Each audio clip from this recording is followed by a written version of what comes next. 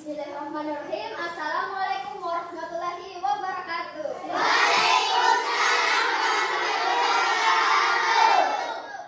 Selamat pagi anak-anak. Bagaimana kabarnya hari ini? Alhamdulillah, luar biasa sekali ya. Semangat hari ini ya. Baiklah, pada hari ini kita berkesempatan untuk melaksanakan pembelajaran secara tatap muka. Kemarin kita melaksanakannya secara online. Sekarang kita diberi kesempatan untuk bertatap muka secara langsung. Baiklah, pada hari ini Ibu akan memasuki pembelajaran materi yaitu usaha dan energi. Mungkin anak-anak tidak merasa asing mengenai usaha dan energi karena setiap hari kita melakukan usaha dan energi, baik itu di aktivitas yang berat maupun ringan. Nah, kali ini Ibu akan membahas mengenai usaha dan energi, di mana usaha dalam kehidupan sehari-hari memiliki pengertian, yaitu suatu tindakan yang sungguh-sungguh dalam melakukan untuk mencapai suatu hasil. Misalnya, salah satu dari siswa Ibu ingin mendapatkan ranking pertama, maka ia untuk belajar dengan sangat giat. Kemudian energinya seperti apa, Bu? Energi adalah kemampuan suatu benda untuk melakukan pekerjaan atau disebut dengan usaha. Nah, contoh dari energi itu seperti apa, Bu Guru? Contohnya seperti saat kita makan, minum, dan istirahat, itu merupakan sumber energi untuk kehidupan kita sehari-hari. Sebab itu dapat menstabilkan tubuh kita karena kita mendapatkan energi yang penuh dalam melakukan aktivitas. Dalam penerapan fisika, usaha dan energi itu memiliki pengertian yang sedikit berbeda, di mana memiliki pengertian yaitu energi yang diberikan gaya ke sebuah benda sehingga benda tersebut dapat berpindah tempat.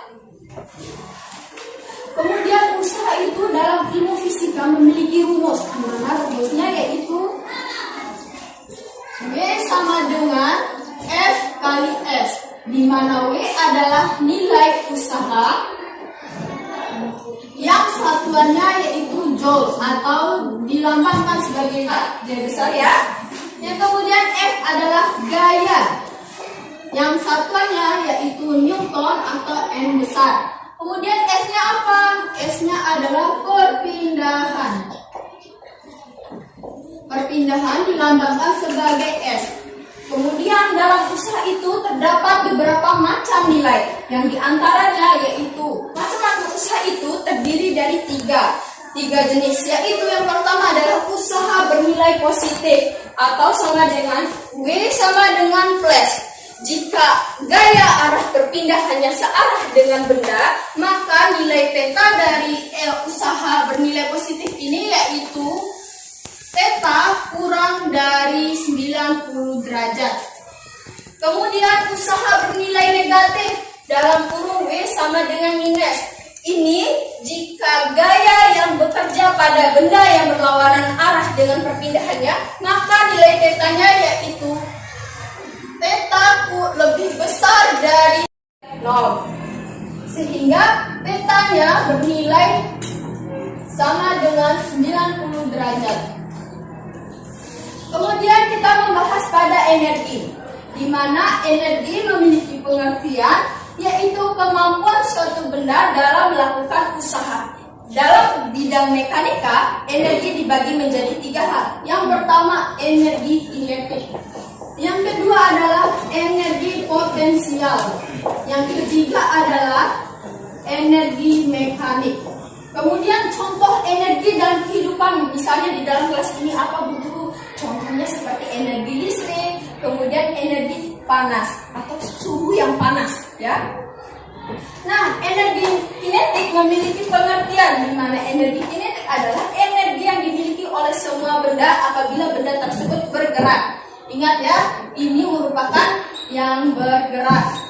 Kemudian rumusnya apa, Bu Guru? Rumusnya dalam secara umum besar, energi kinetik dirumuskan sebagai EK sama dengan 1/2 mv kuadrat, di mana EK yaitu nilai energi kinetik yang satuannya sebagai joule atau J besar, kemudian M adalah massa benda yang satuannya adalah kilogram. Kg ya. Dan V adalah kecepatan benda. Kecepatan benda satuannya yaitu meter per sekon. Kedua yaitu energi potensial. Energi potensial adalah energi yang memiliki kedudukan atau ketinggian. Energi sama dengan M kali G kali H. Di mana EP adalah energi potensial yang satuannya sebagai joule, J besar. Kemudian M ini satuannya itu kilogram. Kemudian dia adalah gravitasi bumi. Nah, gravitasi bumi ini memiliki nilai yaitu 9,8 meter per sekon kuadrat atau menggunakan nilai 10 meter per sekon kuadrat. Kemudian H adalah nilai ketinggian. Nah, nilai ketinggiannya ini merupakan ketinggian suatu benda. Misalnya benda tersebut memiliki ketinggian sebesar 10 meter. Nah, satuannya yaitu M. Kemudian kita harus ingat bahwa nilai gravitasi itu memiliki nilai ketetapan di mana nilainya tersebut tidak dapat dirubah karena dalam ilmu fisika nilai gravitasi ini sudah ditetapkan sebagai gravitasi di bumi kita ini. Ingat ya, jika di dalam soal tidak terdapat nilai gravitasi dapat kita masukkan dengan nilai seperti ini, ya. Energi mekanik adalah jumlah atau gabungan dari energi kinetik dan energi potensial. Jumlah dari kedua energi yang sebelumnya tadi. Kemudian energi mekanik.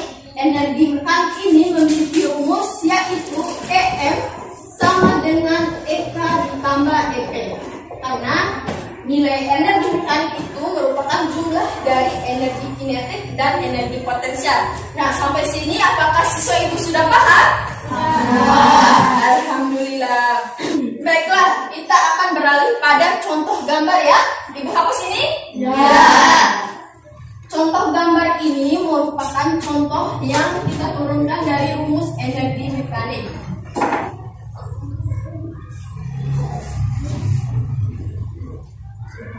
Perhatikan pada gambar ini, di mana dari titik A menuju ke titik B itu merupakan hubungan dari kekekalan energi mekanik, di mana hukum kekekalan energi mekanik itu terjadi ketika benda yang bergerak adanya gaya luar yang bekerja, maka besar energi mekanik tersebut sama besar atau disebut dengan konstan, sehingga kita dapat menggunakan rumus yaitu EM A sama dengan EMB.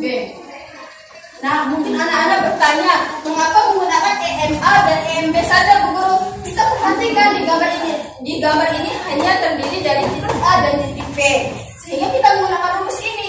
Nah, kemudian energi mekanik tadi yaitu energi dari kinetik dan potensial, sehingga kita dapat menurunkan rumus yaitu EKA ditambah EPB sama dengan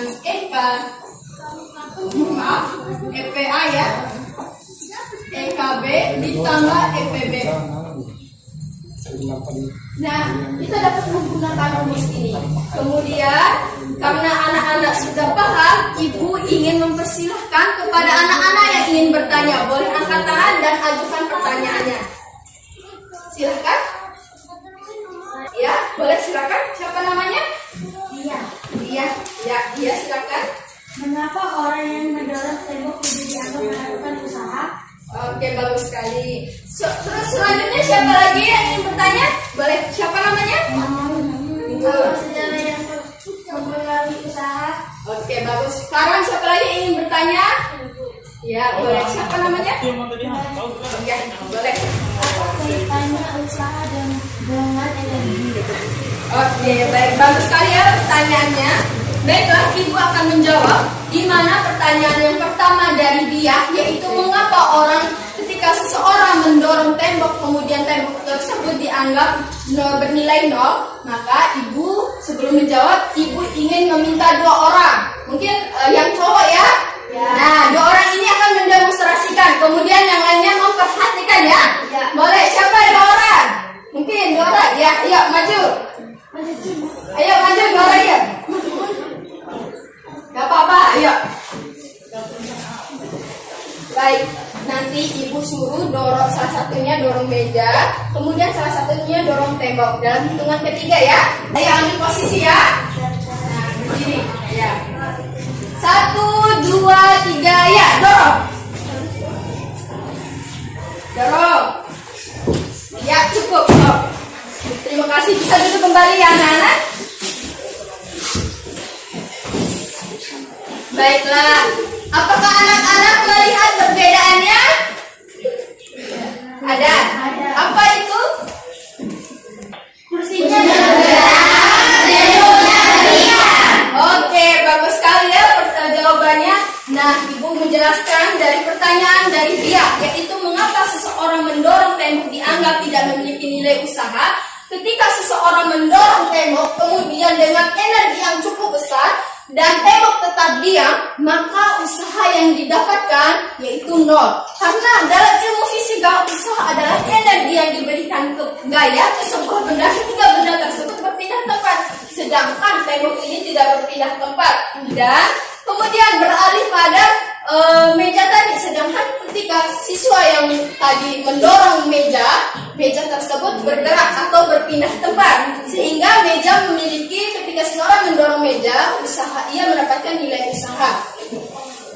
Kemudian pertanyaan dari Anggun yang kedua yaitu apa pengaruh dari nilai usaha?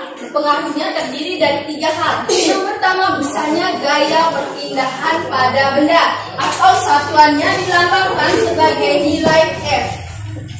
Ingat, F ini adalah gaya ya. Dan yang kedua adalah besarnya perpindahan benda akibat gaya yang bekerja pada benda. Sehingga karena dari tadi perpindahan, maka rumusnya yaitu S. S ini adalah perpindahan. Kemudian yang ketiga apa Bu Guru? Yang ketiga adalah arah gaya yang bekerja pada benda tersebut. Sehingga rumusnya yaitu theta. Ingat, ini bacanya bukan lingkaran dibagi 2 ya, tapi theta. Dalam perpindahan benda di mana ia harus memiliki energi. Kemudian energi adalah kemampuan suatu benda untuk melakukan usaha. Sehingga pertanyaan tadi memiliki hubungan yang sangat erat. Ingat, energi tidak dapat diciptakan maupun tidak dapat ditiadakan atau dihilangkan. Energi itu ada dan nyata. Sampai sini paham ya anak-anak? Alhamdulillah. Baiklah, kita beralih ke contoh soal ya. Ibu memberikan contoh soal yang masih mendasar. Untuk pemahaman, Ibu ingin mencari tahu pemahaman anak-anak Ibu sampai mana ya. Anak-anak sambil perhatikan dan catat contoh soalnya ya. Ya, kemudian dikerjakan.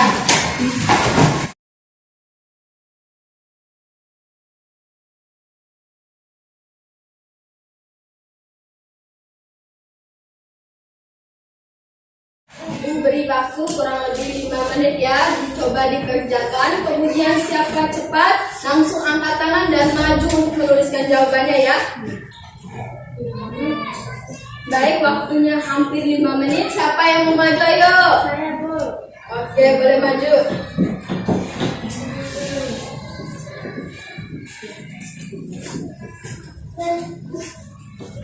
Yang lainnya diperhatikan ya, temannya menjawab. Jika ada yang salah, jangan dulu dikoreksi ya. Nanti kita koreksi bersama. Sudah ya. Terima kasih ya. Nah, anak-anak perhatikan ya, jawaban dari temannya yaitu dia, di mana diketahui massa 2,5 kg, sudah betul. Kemudian ketinggiannya yaitu 4,5 meter, betul. Kemudian nilai gravitasinya ya tidak ada diketahui, jadi kita masukin saja ya, bisa. Betul. Ditanya berapa energi potensialnya, berarti EP ya, sudah betul. Rumus ya, betul sekali. Berarti anak-anak sudah paham ya? Alhamdulillah. Baiklah, sekarang Ibu ingin mencari tahu pemahaman siswa Ibu sampai mana lagi. Ibu beri tugas kelompok ya, dikerjakan secara berkelompok. Nah, di sini ada 2 kelompok. Ibu bagi menjadi hanya ada 2 ya. Yang laki-laki kelompok 1, kemudian yang perempuan kelompok 2 ya. Ibu beri waktu kurang dikerjakan. Baiklah, semuanya berkumpul ya, kemudian diskusikan. Ya, diskusikan kelompok. Kemudian kalian berkumpul ya, diskusikan jawabannya bagaimana, kemudian analisis ya. Ibu beri waktu 10 menit ya untuk dikerjakan secara tertib ya. Nanti hanya ada satu orang perwakilan yang akan maju dan menuliskan jawabannya. Oke, sudah? Silakan kembali ke tempat duduknya masing-masing. Karena semuanya sudah selesai menjawab, maka ibu akan bagi dua papannya ya. Iya. Kelompok 1 menuliskan di sini, kelompok 2 menuliskannya di sini. Ya, kelompok silakan maju ya. Oke. Yang lainnya sambil mencatat ya. Ya.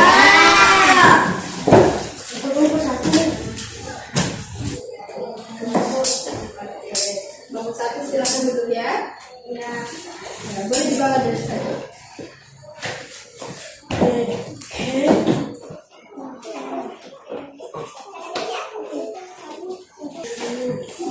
Baiklah anak-anak, ibu akan koreksi ya di mana kelompok 1 soalnya yaitu sebuah batu dengan massa 30 gram dipasangkan pada kotak telur dan digeserkan dengan kecepatan 15 meter per sekon. Tentukan energi kinetik. Oke, betul, sudah diubah ke kilogram. Betul. Ini V ya, bukan U. Ini V kuadrat. Apakah? Oke. 33 betul kan. Kelompok 1 sudah bagus ya. Tepuk tangan untuk kelompok 1. Baik, kita beralih ke kelompok 2. Kelompok 2 yaitu sebuah bola dijatuhkan dari ketinggian tertentu dengan kecepatan V sama dengan 10 meter per sekon. Kemudian tentukan ketinggian nilai gravitasinya yaitu 10 meter per sekon kuadrat. Nah, yang ditanyakan adalah ketinggian, betul. Gunakan rumus sudah betul. Ya, ini dibagi dengan 10 ya. Iya. Tadi dia lupa. Oke, sama dengan 5 meter. Ya, kelompok 2 sudah sangat bagus. Tepuk tangan untuk kelompok. Baik, sudah cukup ya. Ibu akhiri pertemuan kali ini dengan memberikan tugas, nggak apa-apa ya? Ya. Silakan anak-anak buka halaman 50. Di situ ada 3 soal ya. Nanti dikerjakan secara individu. Ingat, nggak boleh mencontek temannya. Boleh bertanya bagaimana cara jawabnya. Tapi ingat, tidak boleh mengikuti jawaban temannya ya. Baiklah, tugas tersebut akan dikumpulkan minggu depan. Minggu depan kita akan beralih ke materi selanjutnya ya. Lebih dan kurangnya ibu mohon maaf. Wabillahi taufiq wal hidayah. Wassalamualaikum warahmatullahi wabarakatuh.